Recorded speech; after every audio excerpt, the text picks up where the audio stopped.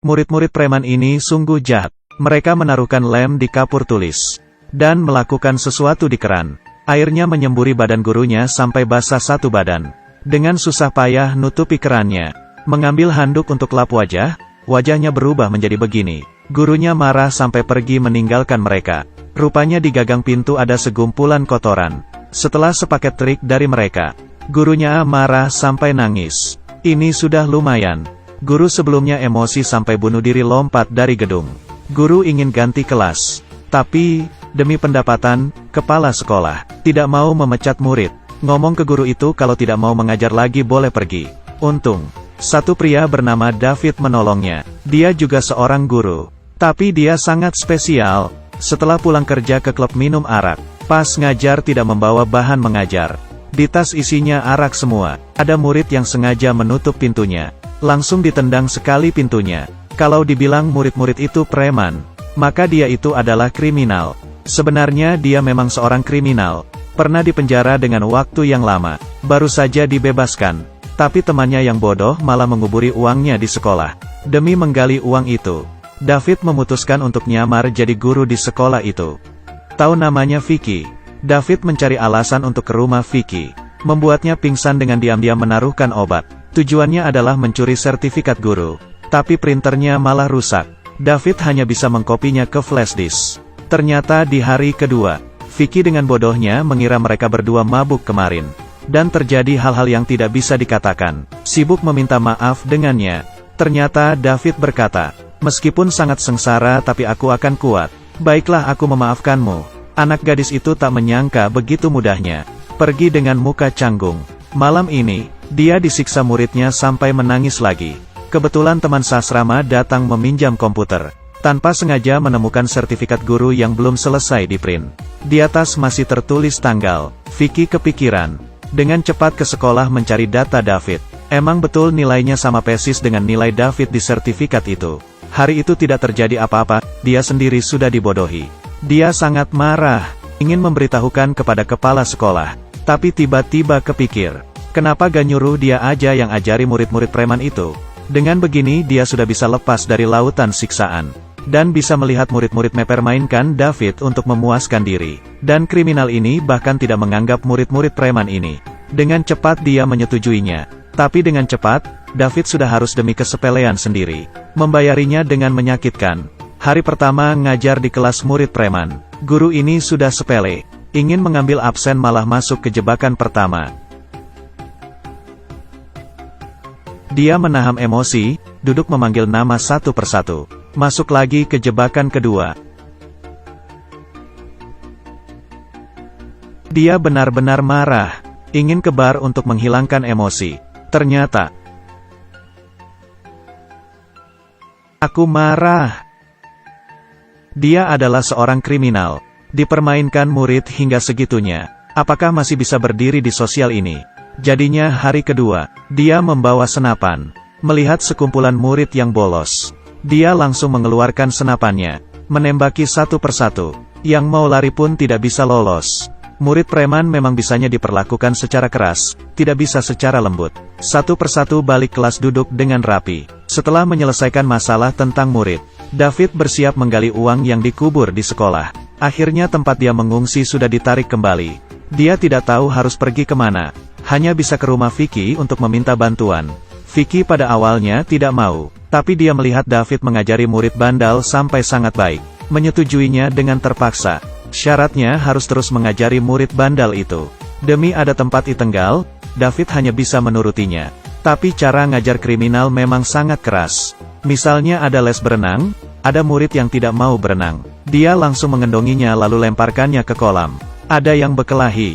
Dia langsung menekankan kepala orang itu di air. Sampai murid itu meminta maaf. Tapi cara seperti ini, orang tua murid tidak tak setuju.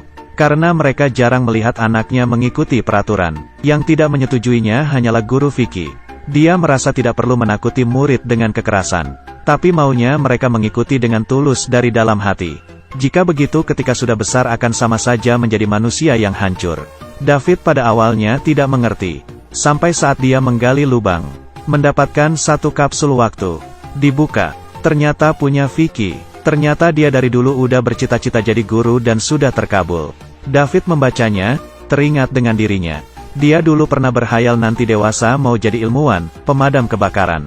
Tapi karena dia anak yatim piatu, gurunya melihat rendah dirinya, sering berkata dirinya tidak berharga, menyebabkan dia putus sekolah, bergelandangan di jalanan, sampai akhirnya menjadi seorang kriminal. Memikirkannya, dia meminum araknya, dan mabuk hingga tertidur di kelas. Dan ini juga membuat dia memutuskan untuk tidak boleh membiarkan muridnya mengulangi jejak kakinya.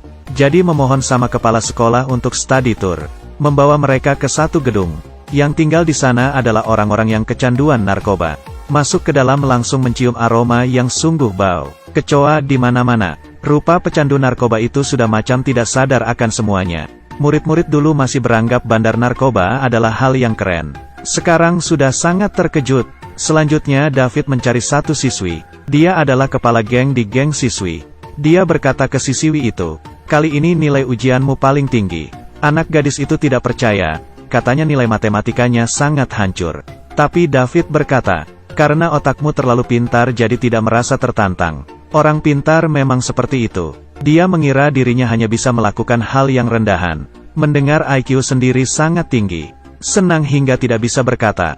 Mulai mencari murid-murid prestasi untuk belajar bersama. Tidak hanya begitu, David juga menemukan ada murid yang berbakat di drama.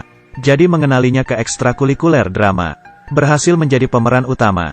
Murid-murid bandel sedikit demi sedikit berubah. Dan David di penilaian guru yang diadakan setahun sekali. Menjadi guru yang paling populer. David berperilaku sangat tenang. Tapi Vicky malah sakit hati lalu pergi. Guru ini mengajar dengan teliti. Tapi malah tidak dapat penghargaan. Yang lebih parahnya lagi, kepala sekolah menyuruhnya mengajari kelas murid bandel satu les pelajaran umum. Menjadi evaluasi kerja. Dia sangat sibuk. Tidak mendapatkan penghargaan satupun. Sama sekali tidak percaya diri. Sudah membalikkan kepercayaan diri Vicky. David mengajaknya menggambar di kereta api. Awalnya Vicky kira ini study tour. Coretannya sangat cantik. Pada akhirnya polisi datang. Dia baru sadar dia sedang membuat hal jahat. Tapi setelah melewati hal ini, murid bandel juga merasa guru ini juga keren ya. Jadinya menerimanya. Pelajaran umum juga sangat bekerja sama dengannya. Hubungan David dengan Vicky juga menjadi lebih baik. Dia juga berpura-pura jadi pacar Vicky. Akting di depan ibu Vicky. Biar terlihat lebih nyata, David menciumi Vicky. Kali ini Vicky menganggapnya serius. Dia menyatakan cinta pada David. Tapi David tidak berani menerima cintanya. Menolaknya. Diam-diam waktu yang dijanjikan sudah tiba. Malam itu, David menggali tas yang berisikan uang. Tujuannya sudah tercapai. Dia tertawa terbahak-bahak. Tapi diiringi tawa, dia malah menangis. David tidak ingin pergi. Kepala sekolah juga tidak ingin dia pergi. Ingin mempertahankannya, tapi biaya sekolah terbatas. Kepala sekolah bermaksud untuk memecat Vicky. Tidak bisa begitu. Guru adalah cita-cita Vicky. David pada akhirnya memilih untuk pergi. Sebelum pergi dia mau menutup kembali lubang yang digali. Tapi tidak tahu ada lubang. Di saat pelajaran olahraga, satu gadis gemuk melompat, langsung menghancuri lantainya. Vicky menemukan lubang itu. Dia merangkak masuk mengikuti ke lubang. Malah kebetulan kelihatan David yang sedang menelpon. Tahu David hanya mau karena uang. Baru datang ke sekolah ini.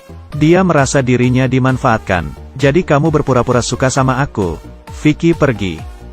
Setelah menangis, dia bermaksud untuk melaporkan kepada kepala sekolah. Malah menemukan, murid-murid bandel itu malah menyalahkan mereka sendiri.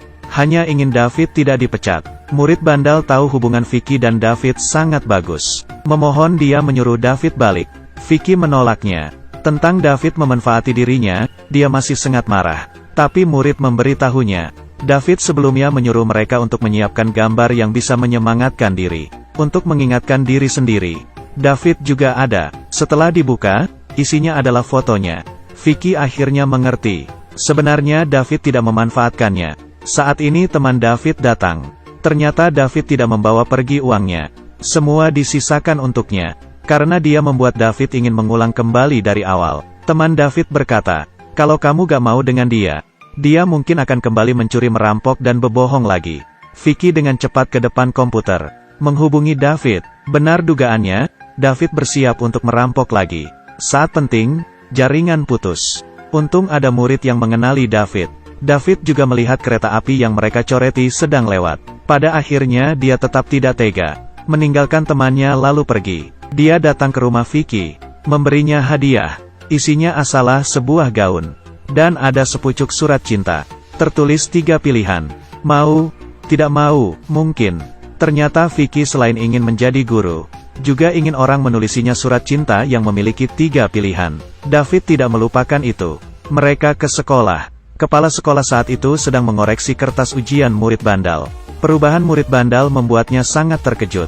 Dia memutuskan, bagaimanapun harus mempertahankan David. David akhirnya menjadi seorang guru. Dia bukan hanya mengajari murid, tetapi juga mengajari dirinya sendiri. Orang yang bandal, jahat, tidak memiliki pekerjaan yang bagus setelah kembali ke jalan yang benar. Kepada siapapun tidak ada kata telat.